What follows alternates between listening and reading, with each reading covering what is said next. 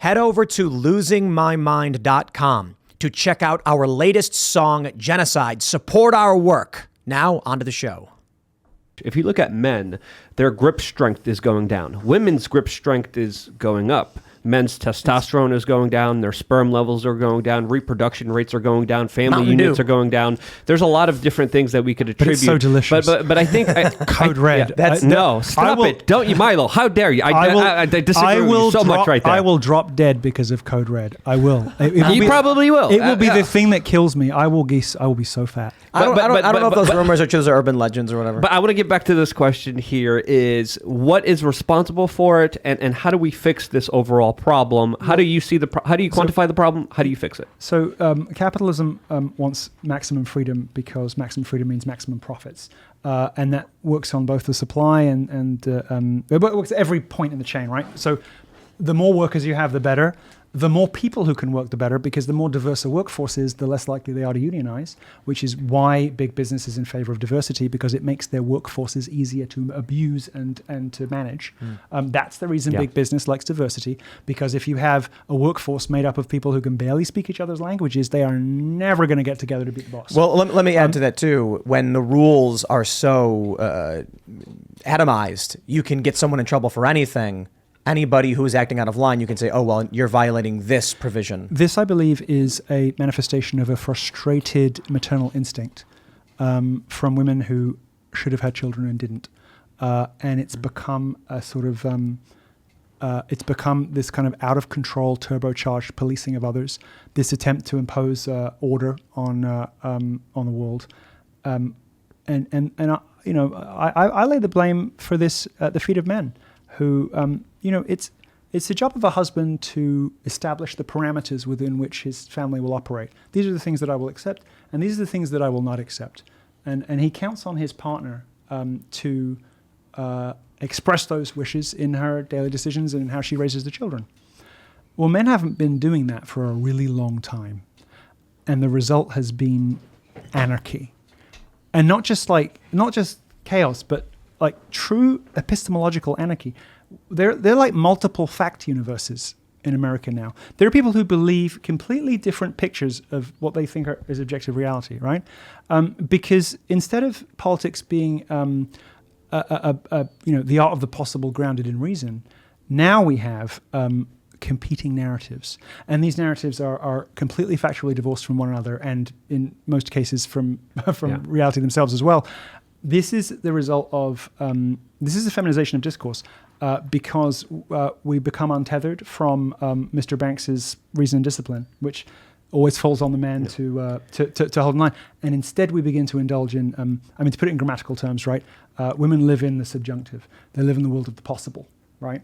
And the economy of value for women is completely different than it is for men. No man really understands until he has it explained to him why women like expensive handbags. It's like, why do you want this thing that costs $5,000? It's not worth $5,000. Everybody knows it's not worth. What he doesn't understand is that the price point is part of the feature set for a woman, because when she exhibits this handbag to others, she's signaling that she has snagged a high-status husband, that she's secure, that she's safe, and that she's part of an ongoing and secure dynasty that will outlive her, and that she has acquired a secure and enviable position in the social pecking order. And that social pecking order, is a preoccupation of the parish scolds of popular legend. Men don't understand that buying the big diamond, that makes no sense, because the association with diamonds and eternity and love is an invention of the ad industry, right? Like, it was a scam. It's a complete confection, but it's meaningful now and it matters now because it's an expression of something that women want to see in their husbands is that they will do anything, the grand gestures, the romantic gestures, even where it imperils their own pleasure, well-being, etc., to publicly demonstrate their love for this woman, right?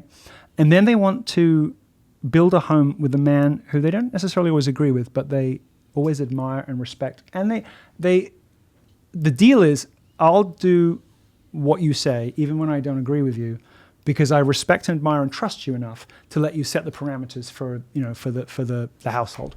Yeah. When men fail in their duties to set those parameters, women expand endlessly with no limits, and we see that in HR departments. I mean, the reason that people like me can't get podcast deals is that the ad sales department is entirely feminine. It's 100% women, and so the vice president will be like, "I love you. I just can't get these women to sell you to advertisers because they're going to come up with a bunch of reasons why you're whatever." The economy of value is so completely different, and when people stray into areas that are not their proper domain. And that could be a husband interfering in something that happens domestically, or it could be a woman in a conventionally male sphere. It's a trap. It's an illusion. It seems at first like freedom and emancipation, but actually it is enslavement. Yeah. Just really quick, I agreed on a lot, but I disagreed on one thing. I don't think it's related to anarchy. I think it's related to centralization, especially when it comes to things like the ESG score that has been pushing a lot of these social norms onto people. I think, the industrialists, the governments, especially with the policies they put forward, the initiatives that they put forward and what they do and what they incentivize truly has been leading to a society that is creating more slaves and the state having more power and more centralization. There's a centralizing tendency in matriarchies because they're trying to recreate the patriarchy that's let them down.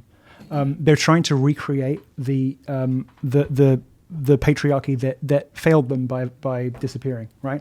So they're trying to recreate it, except they don't know how because they don't have the tools, right? Just like, the reason Satan rebels and becomes Lucifer is that he is driven mad by jealousy because God gives women a gift that angels don't have.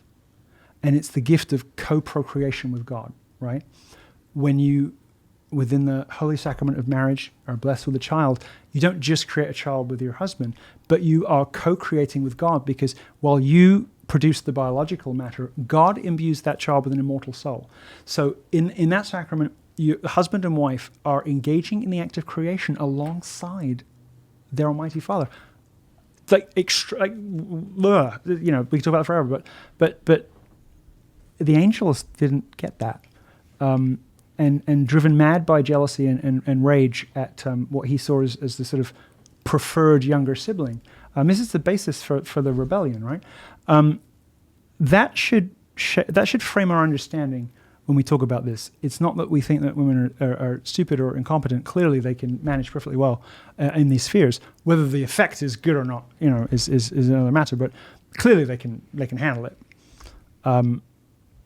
But it's allowing, encouraging them or enticing them to do so, as big business does because it's good for the bottom line, is only possible when you set to one side the reality of the magic and responsibility and incredible gift that women have that we don't.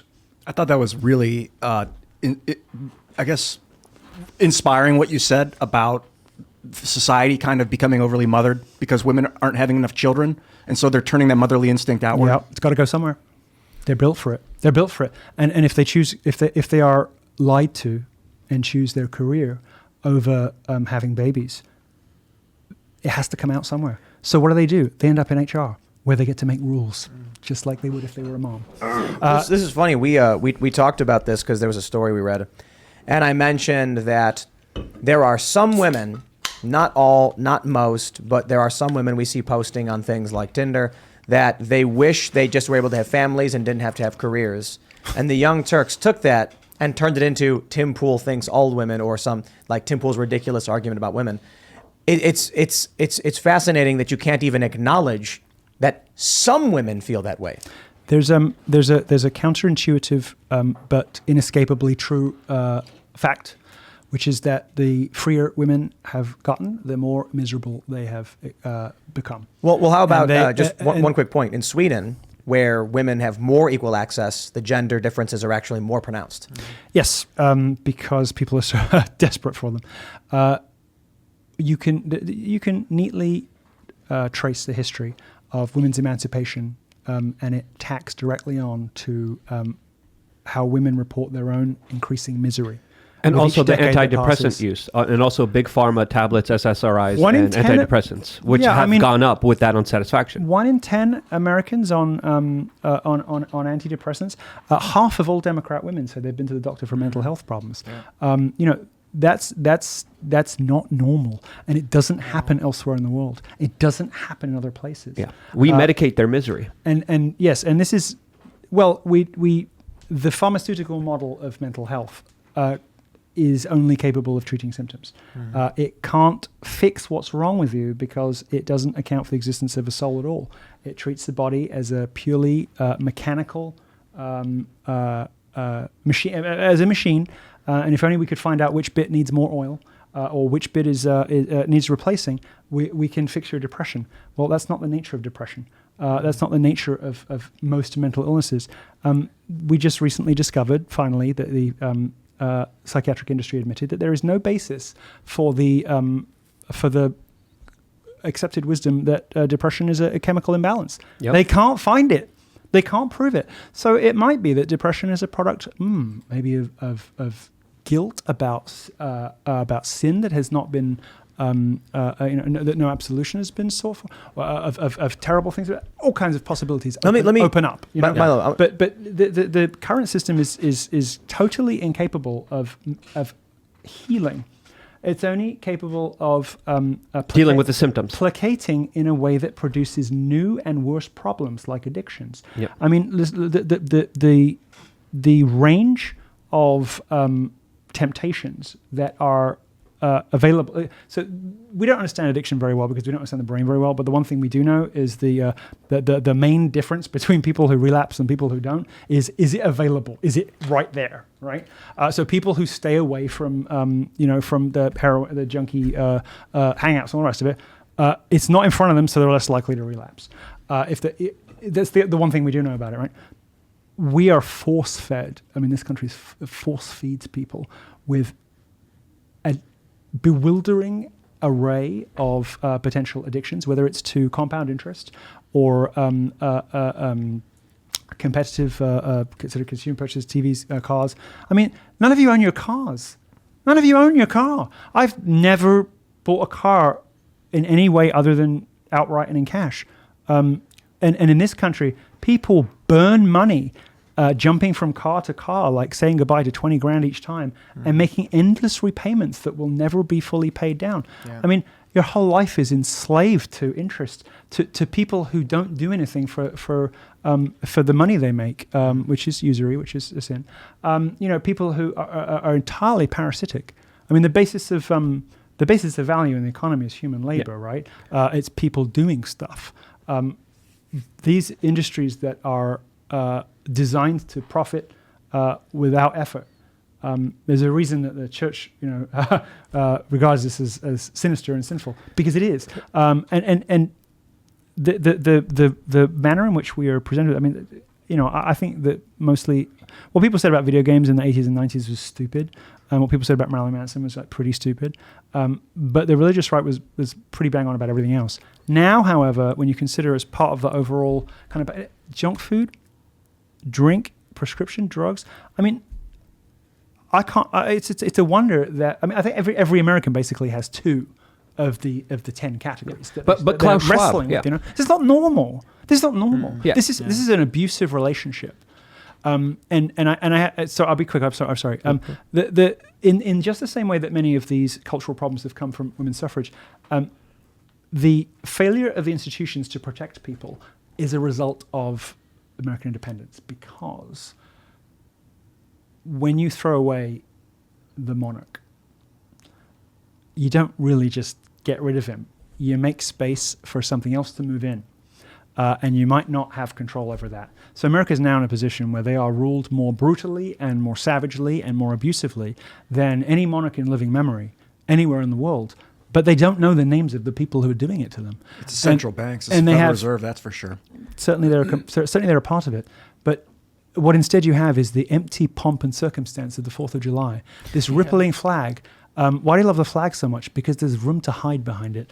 And the people who are really running the show, whose names none of us will ever learn, are what moved in instead of a king, instead of having king. And people will differ on this very violently. I appreciate that. I'm probably taking a minority view on this, but when we think about how the earthly order should reflect the heavenly order, that's the sort of basis of legitimacy of the papacy and a monarchy, right? The way that societies are ordered reflects the heavenly order, and conforms to nature and the way that and our nature, the way that we were designed, the way that we work, and those are the best and happiest systems to live under. They work the best. The removal of the monarch from the top, and then these kind of weird self-sabotaging things like we're just gonna trust that everybody's going to be Christian. So we'll outsource morality to Christianity, and we'll give people these extraordinary freedoms that don't exist anywhere else, that wreck society unless the whole population is Christian, right? You cannot give people the First and Second Amendment unless they're Christian. You just can't, because only with that kind of incredible reverence for the sanctity of life can you trust people with weapons of war, and only with the responsibility that comes with knowing that you have to go to confession for lying can you be trusted with freedom to say anything without consequence. I agree with your statement on second. I think that the Founding Fathers' perspective on society dictated their view of why everyone should be armed. They trusted each other. They all thought each other had some fear of doing wrong. I just don't think they anticipated that the society would become godless. I think we're talking about the 1700s, right? I mean, you're living in the wake of the King James Bible, which changes everything, because it's people sometimes try to like demean it by saying it's the greatest work of literature in history, which is true, but stop. The way that the America's founding documents are phrased and the way that the founders spoke is heavily influenced to the point of dictated by the language and the style of the King James Bible, which came out in the early 1600s, right? So when this country is founded in the wake of this extraordinary moment, unique in the history of ideas, where one book like changes everything and sort of defines everything that follows it.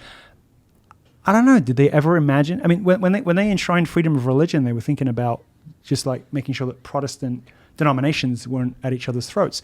They weren't intending for Ilhan Omar to come in and say some people did something, and for her to be sitting in Congress, allegedly from a family involved in very ugly things in her home country of Somalia. She couldn't possibly have sought election in this country for virtuous reasons. I can't imagine what they would have been. This is not what was intended. And that's, this ugly phrase, Christian nationalism, that people are so afraid of. What it really is in my view, is a restitution of the original vision for America, but with a few more safeguards in place. So it's a acknowledgement that this country doesn't work without Christianity. It falls to pieces, and it is falling to pieces thanks to godlessness. Why? Because those understandings of the proper places and roles and functions of things aren't in the law anywhere. They exist in common law and in tradition and in custom in Europe, but this rupture that happens with the sedition and getting rid of the king resets the clock in America, and there's none of those things to draw on. And just trusting that people are going to stay Christian and therefore be nice to each other was stupid. One thing I don't necessarily agree with is that there's a statement, we're made in the image of God. The universe is we're like fractals of reality. So there's one God, hence one monarch, and that is natural. I don't know any Christians who talk about fractals of reality. It's just scientific, observations. Do you do a lot of LSD? Not a lot. But I have a little bit. That's a yes. That's a yes. Keep your dosages low enough to stay sane, my friends. A very dear friend of mine who's a very gifted photographer does little micro doses of LSD, and he has a similar phrasing to you on things. Oh, cool. Well, what I'm thinking is... You see, everybody thinks that they have this extraordinary, unique experience that turns them into a genius, but they all sound exactly the same. I'm just kidding, I'm sorry. Carol. Oh, so there's one God. I agree that there is, in one sense, one overarching magnetic field or whatever the hell God is. But then there's also within that, it can be broken down to do infinite gods, all infinite fields creating one mega field. So in that sense, we could have one king, or we could have a decentralized system of many, many local leaders. I think you've broken your brain. Well, it's two ways of looking at one thing. This sounds like astrology for men. what LSD does in creating those new connections in the brain, which produce the moments of inspiration, is it disorders the established pathways. And while it's thrilling and exciting and can make people sound very interesting, it also gets in the way of critical thinking, because there's a sort of people have done a lot of LSD. They have this infatuation with this way they see the world now. They think they've got this insight that nobody else has into the nature of reality, when actually they're just confused by a bunch of things being stuck together that don't belong. Have you done LSD? No, mercifully not. You should do it before you talk about it. I don't need to kill someone to know murder's wrong. No. There are things that I'm happy to trust that I shouldn't try, and that's another thing about women's suffrage is it's a kind of violation of the innocence of women that men are so attracted to. I mean, the soil that nourishes that protective instinct is the purity and innocence of young women who are unsullied by the ugliness of the world, men can go out and be reckless and wreck their brains and make terrible mistakes and all the rest of it. But when you inject women into a sphere that they're not created to flourish in, it does something inexcusable to them. It is an imposition on them that I think that we owe them an enormous apology for, and we should try to set it right. Yeah. What you said earlier, I found very interesting, but I would even, in some instances, go even further, because you talked about godlessness. I would say there's even elements of just pure Satanism in our society, in our establishment, especially when you look at people like Jeffrey Epstein, when you look at all the celebrities, when you look at all the occult stuff. The rappers are doing satanic rituals. Yeah. There's like blood sacrifices regularly. Lady Gaga leaves a bathtub of blood in her hotel room, but that's a whole nother topic before even getting there. But also, I want to talk about I want to talk about what you said about institutions, because you said institutions aren't protecting people. I would even go as far as to say that the institutions are attacking people, especially when it comes to the way of life, especially what they incentivize. And I think it's the institutions that are a problem. So how do we go back to the? We've given ourselves AIDS, so the white blood cells that should protect us are attacking us instead. Exactly. So how do we fix this problem? Because it seems like a lot of the solutions you have is, okay, let's support Trump, let's support these strong institutions. These institutions are corrupted. How do we fix these institutions? Well, how do we make them work for us again? America is doomed without a reversal of the sedition that sealed its fate. Which is? American independence. I'm afraid to say it's all encoded. Sounds like something a British person would say. Yes, it does. But there's a reason. But there's a reason I'm here and not there. It's because I like it here better. And I want America to succeed and to win, and it would have done so better as a member of the Commonwealth in good standing. It might not have had some of the remarkable financial successes such as they are. But I can't really imagine in 500 years people are going to be discussing the Real Housewives of Atlanta. I don't know that the lasting legacy of America is going to be particularly valuable compared to other empires that have been as grand, as rich, and as long-lasting. Somebody wrote an essay, I forget now because I'm old, but one of your viewers will know, I'm sure, about polarity and the fact that for a long time we lived in a unipolar world, right, where America was kind of the tent pole. I think the effect of that has been unquestionably damaging and destructive, and it might not be such a bad thing for us to return to a multipolar world with multiple perhaps competing superpowers, where there are other visions of what a good life looks like. I mean, Putin is obviously personally deeply unpleasant and maybe even hideously evil person, depending on how much you believe of what he's supposed to have done. But there's something very exciting about the way he talks about cultural issues, and it's wounding when he is savage about the failures of the West, because he's right about so much of it, and it's easy to do from there. And there's all kinds of horrors in Russia. I mean, you can't even get your mail delivered without bribing the mailman. I mean, it's like practically that bad. I mean, Russia is not really a functioning society without it's like Greece, really. I mean, anything done at all, you need a lot of cash. It's all kinds of problems. But I think something that Russia has preserved that the West hasn't is the high standard of public discourse, the tone of which is like typically set by the prime minister, the president, the monarch. When Vladimir Putin speaks to the Russian people, he does so in grand historical terms that nobody in the West has done for 50 years or more. When you compare it to the witless prattle of most American presidents in that time, the pathetic pandering of most European leaders, we have become captives of this feminized discourse that treats everybody. What is the reason for the nannying culture? This intrusive, invasive, and destructive thing. It's feminization of culture that seeks to control what everybody says and everybody does and all the rest of it. That's the primary problem in America is not race. It's between the sexes, because the sexes have completely failed to fulfill their promise and their obligations. Men and women now alike, admittedly, probably original sin being the men's, a failure of duty. Men and women are now completely failing to perform their rightful functions. And so in a globalized information economy where words are powerful, well, that's the arena of women. Words are a woman's weapon. So women wield this kind of like outsized influence and ability in on social media, all the rest of it. So these become very, very heavily policed, very feminine places really fast. Because the way that men typically settle things, I can't talk about in the podcast, but it's a bit different. Or at least there's a kind of bubbling, underlying, ever-present threat of something else when men are talking, But women use language very differently, and that's what we see now, how everybody talks now.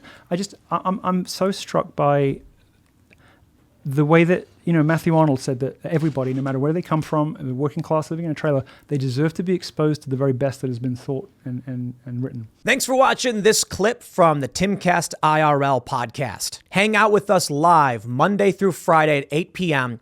and become a member over at timcast.com for uncensored, members-only shows exclusive. Thanks for hanging out, and we'll see you all next time.